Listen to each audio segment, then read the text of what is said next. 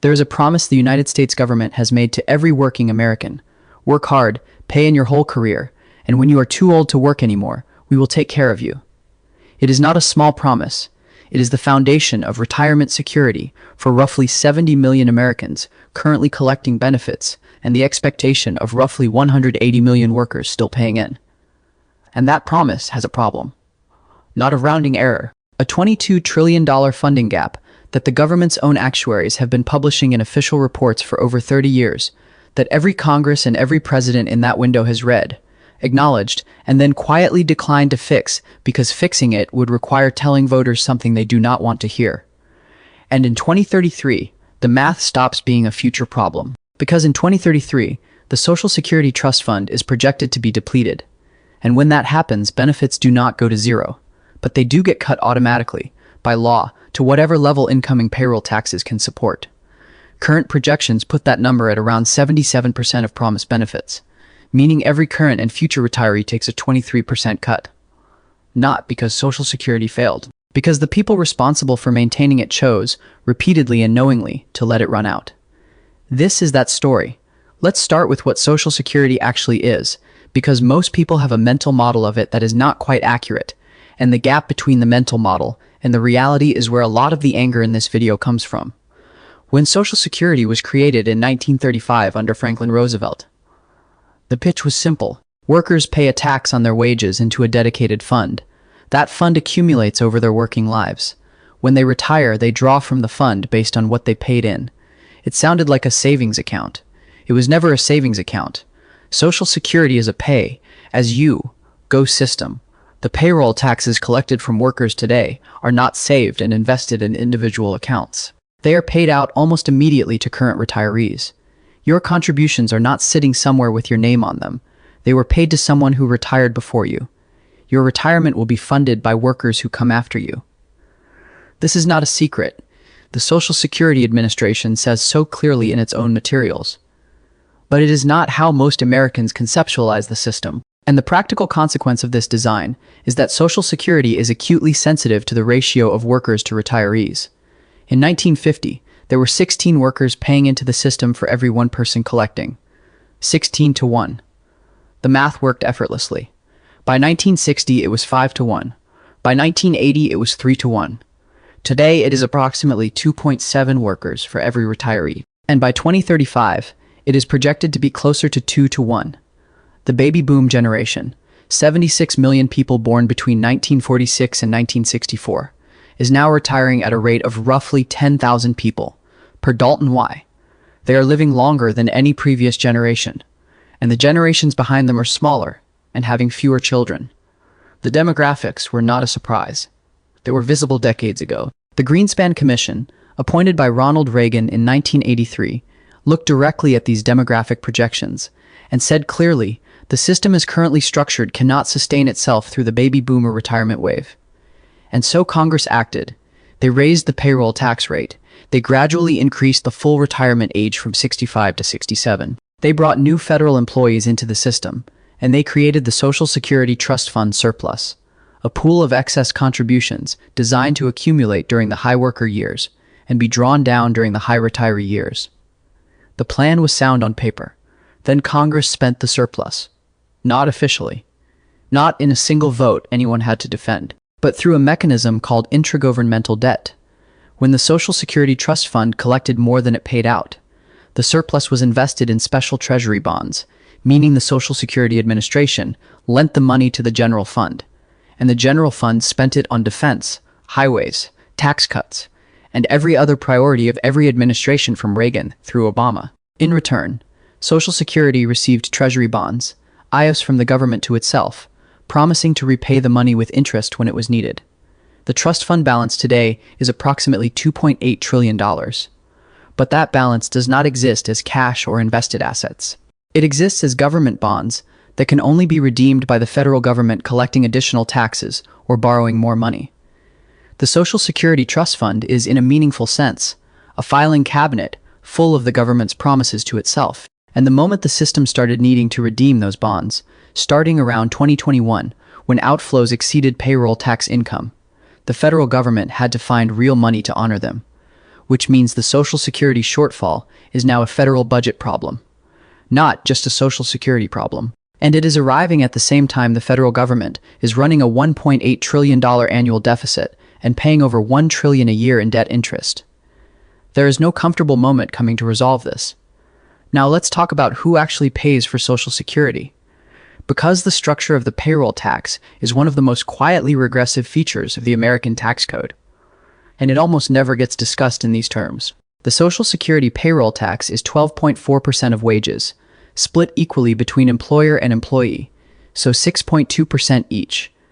But it only applies to wages up to a certain level. In 2024, that cap is $168,600. Every dollar you earn above $168,600 is completely exempt from Social Security tax. A teacher earning $65,000 pays Social Security tax on 100% of their income. A hedge fund manager earning $5 million pays Social Security tax on the first $168,600, which is 3.4% of their total income. The tax that funds the retirement security of working Americans falls with full force on working Americans and becomes trivially small as a percentage of income at the top. This was a deliberate design choice made in 1935 and never meaningfully reformed. And it is one of several reasons the trust fund shortfall could be substantially addressed simply by removing or raising the earnings cap.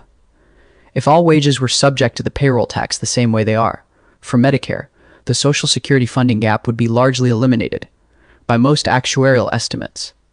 This is not a secret. It is not a controversial finding. It is a known lever that Congress has declined to pull because the people most affected by pulling it have the resources to ensure it is not pulled. Now, let's talk about what you are actually likely to collect, because most Americans have a vague sense that Social Security will be there without a concrete understanding of what it actually replaces. The average Social Security benefit in 2024 is approximately $1,900 per month, or about $22,800 per year. The federal poverty line for a single person is roughly $15,000 per year. So the average Social Security benefit puts a single retiree about $7,800 above the poverty line annually. That is not retirement security. And that is before the projected 23% cut if Congress fails to act before 2033. A 23% cut to the average benefit brings the monthly payment down to roughly $1,460, or about $17,500 per year. For someone with no other retirement savings, no pension, and no investment portfolio, that is poverty with a government seal of approval. And who has no other retirement savings, roughly 57% of Americans between 45 and 64 have no retirement savings at all. Zero. Nothing in a 401k, no pension, no investment account.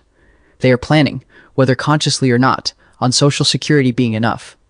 And the political reality of that number is precisely why Congress finds it so difficult to act.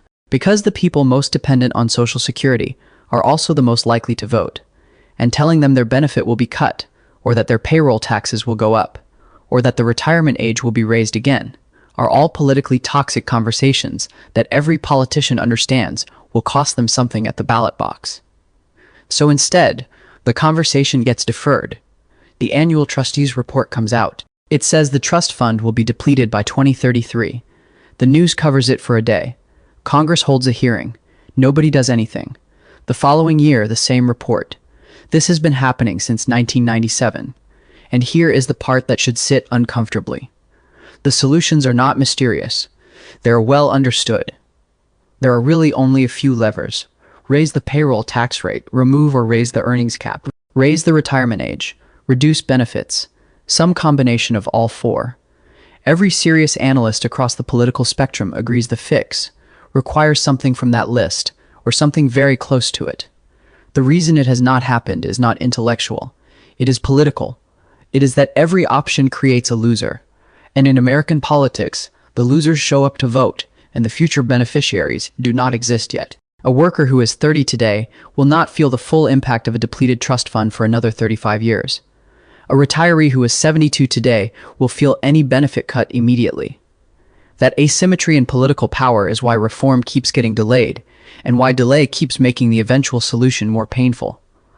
Every year of inaction means a slightly larger tax increase, or a slightly steeper benefit cut is required to close the same gap. The 1983 Greenspan Commission acted 10 years before the crisis it was addressing.